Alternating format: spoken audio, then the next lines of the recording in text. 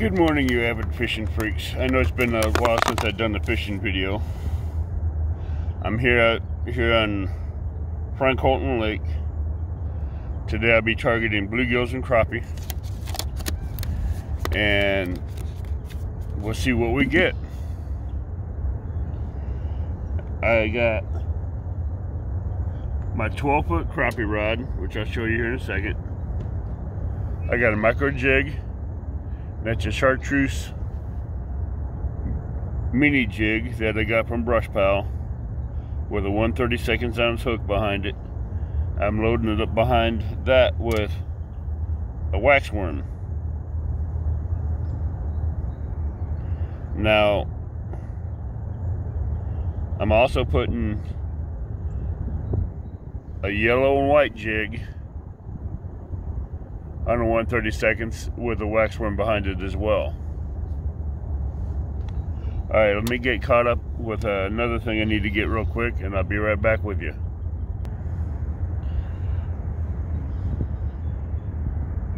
Okay, we're back.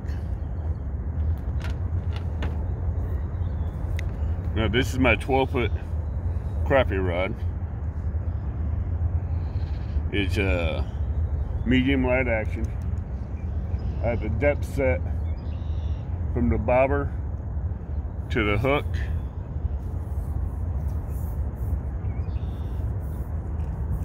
Bobber's here. I have it, and the bottom hook is right here, and about a foot up I have the other hook. So it's looking about 3.5 feet depth.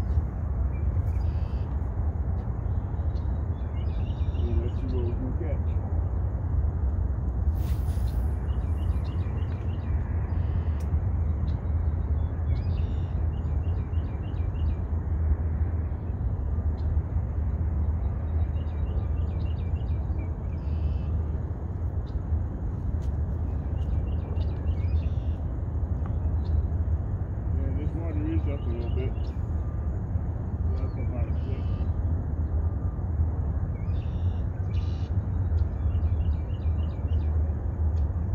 Not that where I went.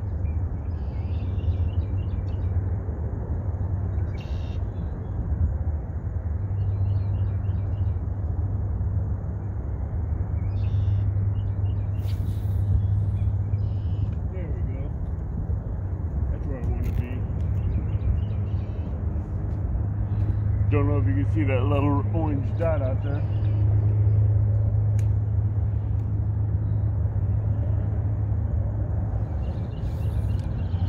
Leave that one there for a minute.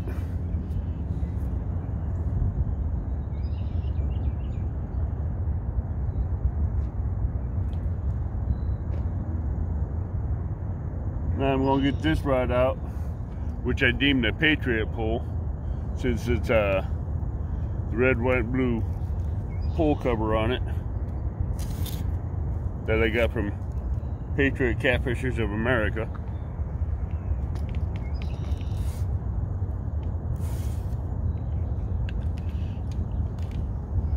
I don't need to rig it, it's already still rigged. Have a slide bobber on it with a hook and weight's already there.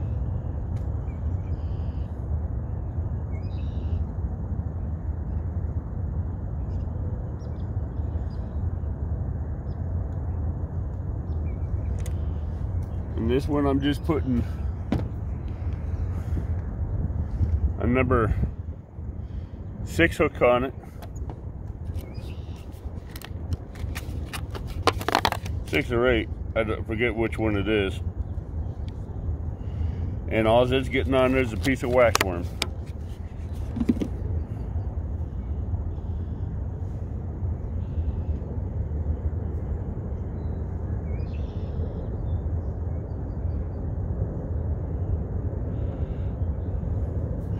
And as you see, the tip of the hook I leave barely exposed.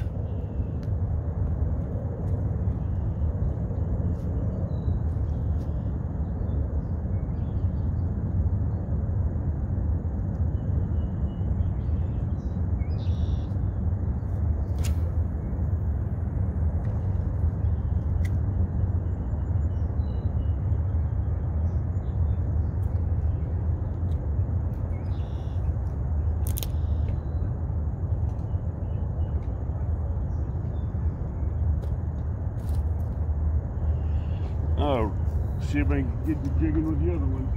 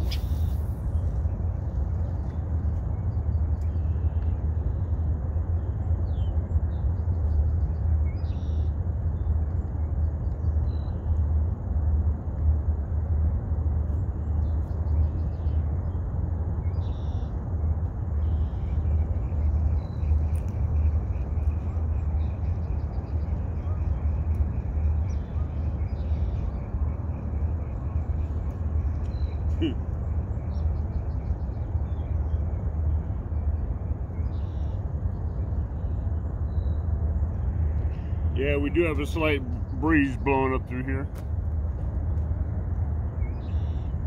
which is good. It's not a real big breeze or a real big wind.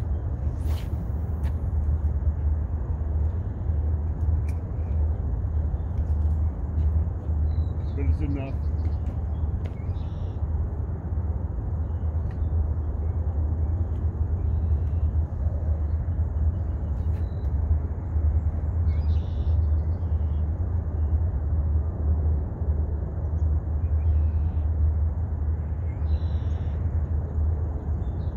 I had a hit on this one, but I missed it.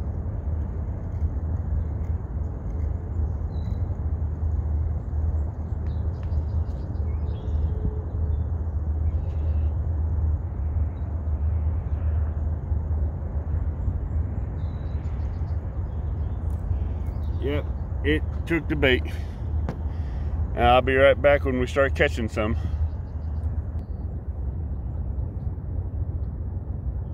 Okay, I'm back. We're getting a few bites. I dropped the depth down from 4 feet to about 3.5 feet, because that's where they've been biting at from the indications I've been doing this with. So I'm gonna put it back out there again and see if we can get something.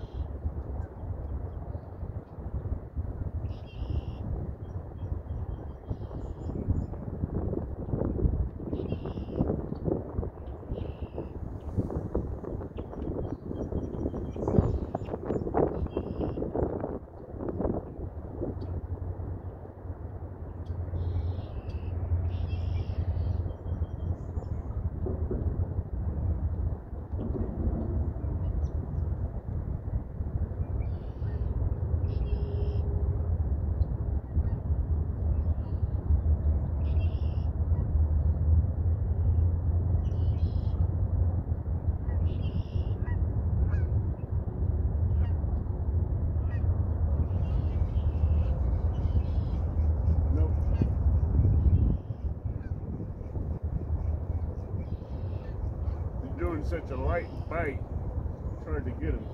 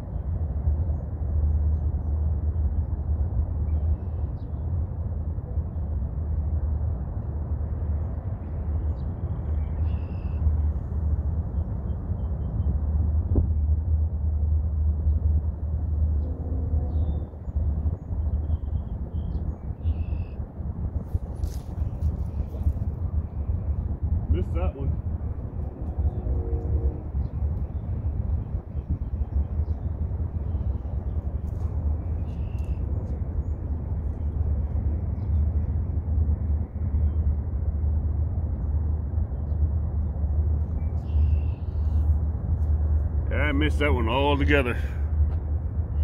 I would have had two of them on that one because it hit the chartreuse jig and the yellow and white. I'd love to have a double up on that one.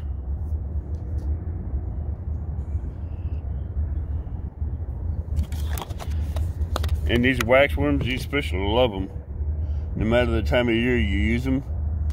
These are my go-to baits I use for catching bluegills and crappie. Even hybrid bass, they'll hit these things just as well.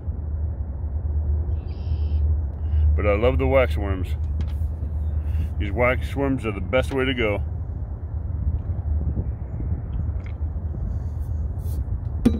I'll be back in a few. Just a quick update. I wasn't able to get to the camera in time to turn on the video, but I do have a couple bluegills in the bucket that I will be using for bait. See if you can see them in the